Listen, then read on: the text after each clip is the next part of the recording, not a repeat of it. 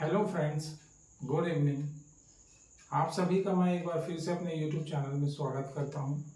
और आज की इस वीडियो में मैं आप लोगों को सिखाने जा रहा हूं the use of past simple tense. जैसा कि हम आप लोग जान रहे हैं कि हम लोग कवर कर रहे हैं टेंस के सारे प्रकारों को। ये जो है टेंस का दूसरा प्रकार है जिसको हम पास्ट सिंपल के नाम से जानते हैं। आज की इस वीडियो में हम पूरा इसको देखेंगे कि हम इसका यूज़ कैसे करते हैं in spoken English and as well as in written English. So be with me till the end of this video and I am sure that you will learn a lot in today's video about the past tense, the use of past simple tense. Okay, so without further delaying, let's get started the video or today's session. तो जैसा कि आप सब जानते हैं कि past simple tense जो है हम किसके लिए यूज करते हैं? To talk about past events, actions, situation और past habits that happened in past and completed in the past.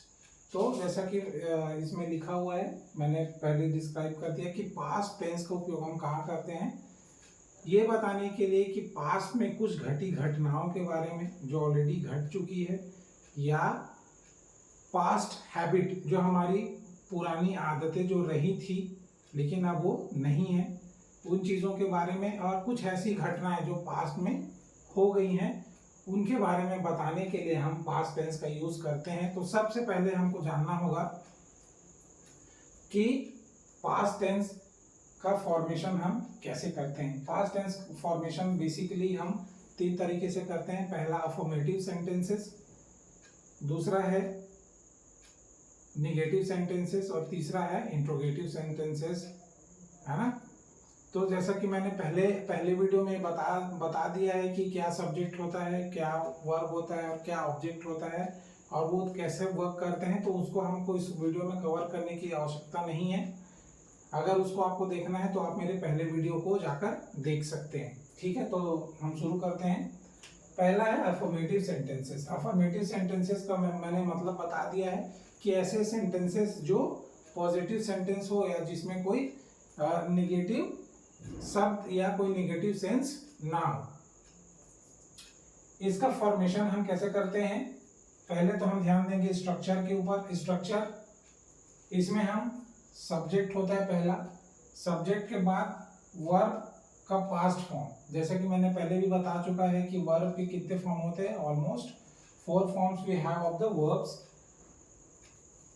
तो पास्ट सिंपल टेंस में हम कौन सा वर्ब का कौन सा फॉर्म यूज करते हैं? V2। V2 मतलब होता है पास्ट फॉर्म। जैसे कि फॉर एग्जांपल गो का क्या हो जाएगा? वेंट हो जाएगा। तो हम इसमें कौन सा यूज करेंगे? वेंट यूज करेंगे। और पास्ट सिंपल में हम ये भी यूज करेंगे और प्रेजेंट सिंपल में हम गो का यूज करेंगे, यानी V1, यानी base form of the verb. ठीक है, तो ये जो हो गया अफर्मेटिव सेंटेंस का स्ट्रक्चर क्या होगा? पहले सब्जेक्ट होगा, देन V2 होगा, उसके बाद क्या हो जाएगा? ऑब्जेक्ट हो जाएगा। जैसे कि for example she played football. She played football, इसका मतलब क्या हो जाएगा हिंदी में अगर हम बात करें? उसने फुटबॉल खेला, या this action has already done और happened in the past, it is completed, so that's why it is come under the category of past simple tense. Okay, तो यहाँ पे हमने देखा सी प्लेड फुटबॉल, यहाँ पे ये हमारा सब्जेक्ट हो गया, ये हमारा V2 हो गया और ये हो गया हमारा object. They visited the museum. They visited here. This is our subject and this one is visited. Visited the museum. उन्होंने वो म्यूजियम गए, या म्यूजियम उन्होंने देखा, या वो म्यूजियम से घूमकर आए। मतलब ये जो है पास्ट टेंस में हो गया है। ठीक है, ये तो हो गया अफर्मेटिव सेंटेंस का structure. I hope you will also try to make sentences out of this tense in affirmative sentences. Okay, next one is negative sentences. Negative sentences इसमें क्या होता है, जैसे हम कुछ चीजें जो हम नहीं कर पाए या नहीं किए, है ना, उन चीजों को हम नेगेटिव सेंटेंस के हेल्प से हम बताएंगे. जैसे कि मैंने खाना नहीं खाया, I did not eat anything, मैंने कुछ भी नहीं खाया. अगर मैं ऐसा बोलूं तो उसको हम कैसे बोलेंगे, I did not anything, I did not eat anything, ऐसा हो जाएगा. ठीक है, तो इसका सबसे पहले हम ये देखते हैं. सबसे पहले हम देखते हैं इसका स्ट्रक्चर क्या होता है.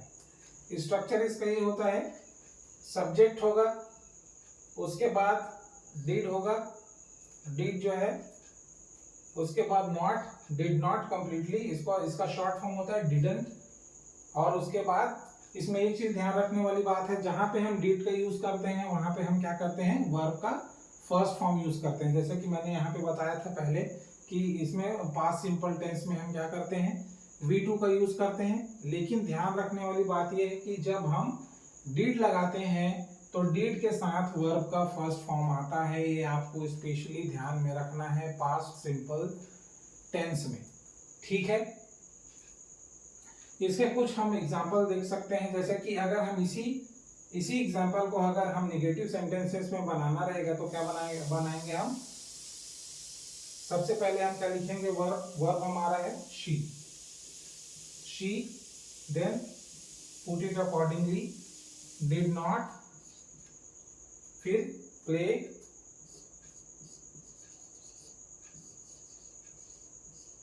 फुटबॉल.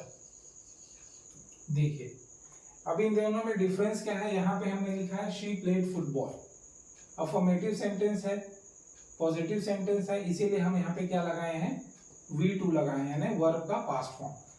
जैसा कि मैंने अभी बताया कि अगर हम डिड का उपयोग कर रहे हैं तो वहां पे हम डिड के साथ वर्ब का फर्स्ट फॉर्म लगाते हैं. यहाँ पे देखिए बेस फॉर्म आ गया फिर से, है ना. तो इस बात का ध्यान में रखना है आपको.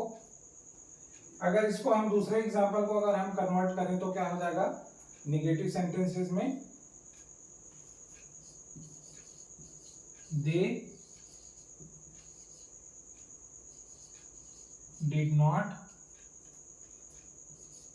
Visit the museum.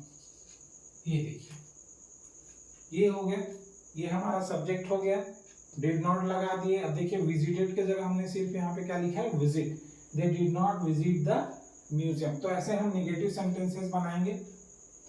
अब आता है तीसरा जो है इंट्रोगेटिव सेंटेंसेस. इंट्रोगेटिव सेंटेंसेस का क्या मतलब होता है, इंट्रोगेटिव सेंटेंस का मतलब यही होता है कि प्रश्नवाचक वाक्य, जिसमें हम किसी से कुछ प्रश्न पूछते हैं related to the past action, event और habit that happened in the past.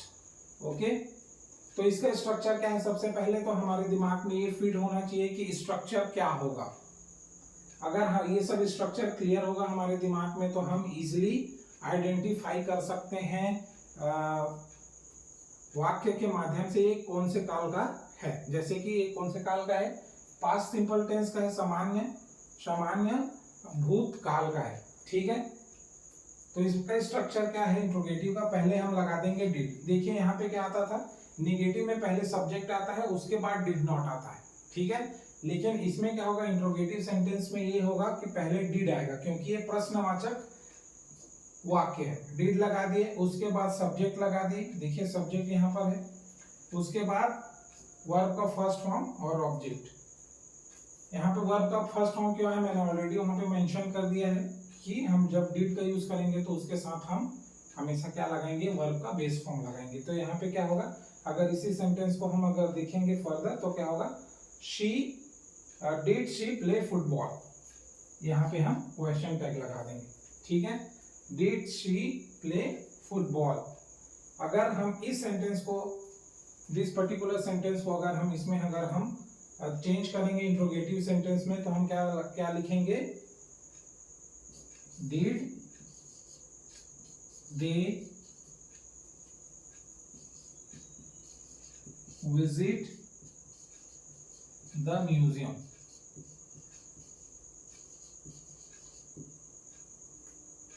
I hope ये जो वीडियो है यहाँ तक आपको समझ में आया होगा, और ये जो फॉर्मूला है, जो स्ट्रक्चर है, ये हमारे दिमाग में बिल्कुल क्लियर होना चाहिए to identify correctly the sentence, that this sentence belongs to which tense.